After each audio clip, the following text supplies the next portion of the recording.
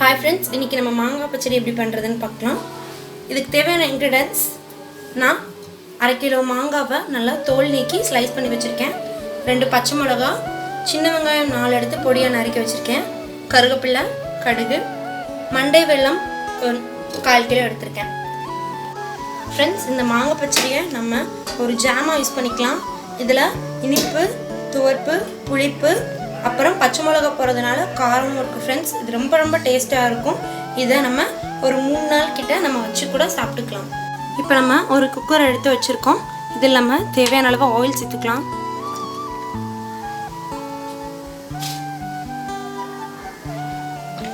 எண்ணெய் நல்லா காயட்டும்.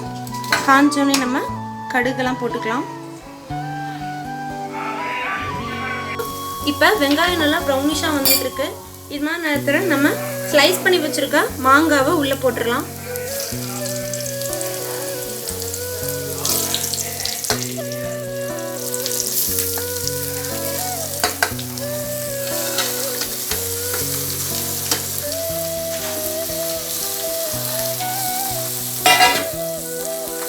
நல்லா கிண்டி விடுவோம் फ्रेंड्स.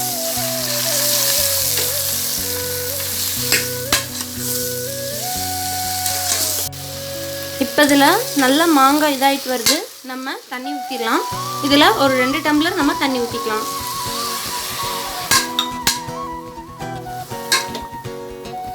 இப்போ 3 விசில் இதுல வந்தோனே இத நம்ம எடுத்துறலாம் फ्रेंड्स. இப்போ 3 விசில் வந்துருச்சு. விசில் அடங்கிருச்சு फ्रेंड्स. இப்போ நம்ம விசில எடுத்துறலாம்.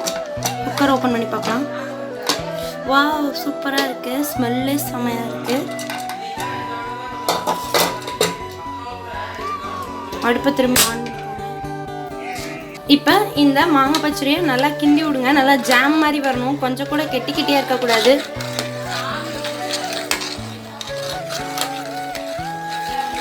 இப்போ நம்ம சர்க்கரை எடுத்து போட்டுடலாம். இதில் நான் 1/4 கிலோ மண்டை வெல்லம் சேர்த்துருக்கேன். உங்களுக்கு தேவைக்கேற்ப நீங்கள் இனிப்பு சேர்த்துக்கலாம்.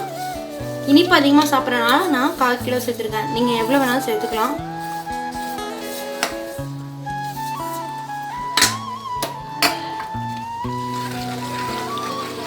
நல்லா கிண்டி விடுங்க. சர்க்கரை நல்லா கரையணும்.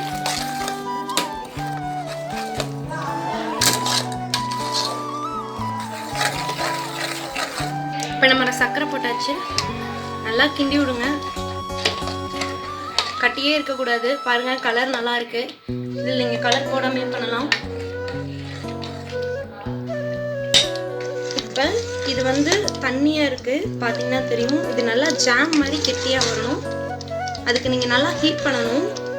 குக்கர்லேருந்து எடுத்து அதில் அந்த மண்டை வெல்லம் போட்டு நல்லா கிண்டி விடுங்க. நல்லா ஹீட் பண்ணுங்க. அப்போ தான் அது நல்லா கெட்டியாகி ஜாம் மாதிரி வரும். இதை நீங்கள் கிண்டிகிட்டே தான் ஃப்ரெண்ட்ஸ் இருக்கணும். விட்டுறாதீங்க, இல்லாட்டி அடியில் பிடிச்சிக்கும். நல்லா கிண்டிகிட்டே இருங்க. கெட்டியாக இருக்கிறது எல்லாத்தையும் நல்லா மசிச்சு விடுங்க.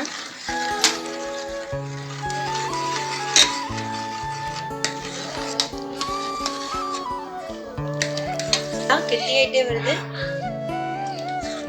இந்த மாதிரி நேரத்துல நம்ம ஸ்டவ் ஆஃப் பண்ணிக்கலாம். இந்த மாங்காய் பச்சடியில அறுசுவையும் இருக்கும் எப்பயுமே. ஆனா இன்னைக்கு நான் 5 சுவை தான் சேர்த்திருக்கேன். 6ஆவதா வருது இந்த கசப்பு சுவை நான் இன்னைக்கு சேர்க்கல. ஏன்னா எனக்கு இது கிடைக்கல.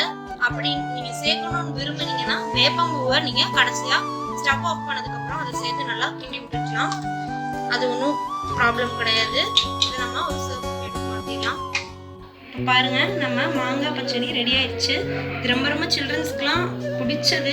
இது நீங்க ஈஸியா வீட்லயே செய்யலாம். 10 to 15 மினிட்ஸ்ல செஞ்சிடலாம். இது நீங்க ஒரு கஷ்டமும் இல்லை. நீங்க கண்டிப்பா வீட்ல ட்ரை பண்ணி பாருங்க ஃப்ரெண்ட்ஸ். அப்புறம் மறக்காம லைக் பண்ணுங்க, கமெண்ட் பண்ணுங்க, ஷேர் பண்ணுங்க, சப்ஸ்கிரைப் பண்ணுங்க, பெல் பட்டனை பிரஸ் பண்ண மறந்துடாதீங்க. Thank you friends.